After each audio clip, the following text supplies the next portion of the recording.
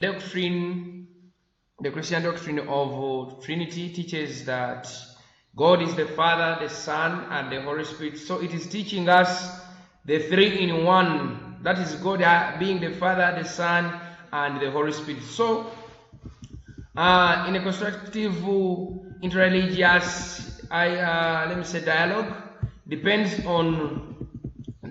not only upon the openness of the dialogue partners to diverse perspectives, but also upon the reliability foundation or the reliable foundation of correct information about the various beliefs being discussed. So for those who desire a basic understanding of the tenets of Christian faith, this unity offers a brief history of Christianity and summarizes the central Christian beliefs in God, Jesus Christ, the Trinity, the Bible, and the authority, sin and the reconciliation, sacraments. We have spiritual practices and the ethical living. So looking at this course unity, it is going to help you to get the knowledge about the Christianity history, and then it also summarizes up the central Christian beliefs in God. Then it also summarizes the information about Christ, the Trinity, the Bible, and the authority, sin and reconciliation, and the sacraments.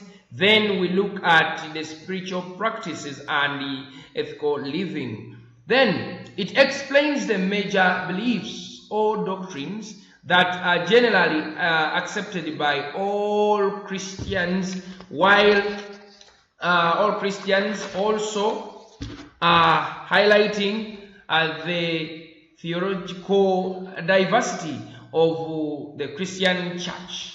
So in the other words, although all Christians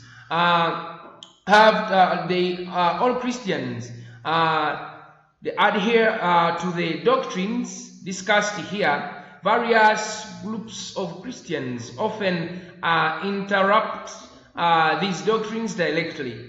So these disagreements usually have historical roots. Thus, Christianity's historical development is inseparable from its doctrinal development.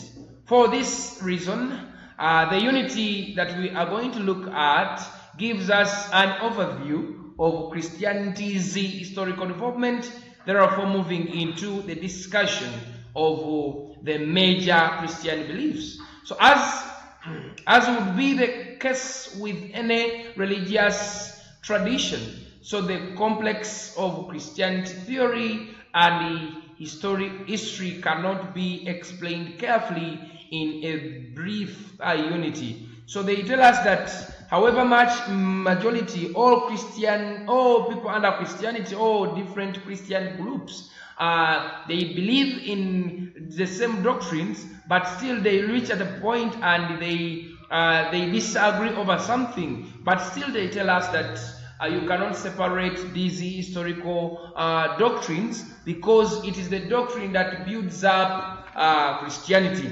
You can find out that if you look at the Catholics, they have what they believe in, however much they are all Christians. You find out that the Orthodox, they also have what they believe in, born again and etc. However much they have things separating them, but they cannot go away from the doctrinal development. So the reasons to why they say that this unity is giving us the overview about the historical development. It is help us to know how to know and also understand the discussions of the major Christian beliefs. You find out that Christianity is having major beliefs that you find in Catholics, you find in Orthodox, you find in Protestants, since they all belong to one umbrella. We continue and say slight variations of Christian theology and history tend to remain in the background of our Christianity, tends to remain in the background of how Christianity is perceived and practiced in the United States. And frequently, these doctrines may not even be familiar to American Christians themselves. Nevertheless, some knowledge of these particulars is essential to ground an accurate understanding of Christianity. So this unity thus provides an important complement to the other unit in the other centers or in the other series. We continue and say that in particular, since religious beliefs and religious practices always inform one another, reading this unit together with the unit of religious practice in the United States is recommended.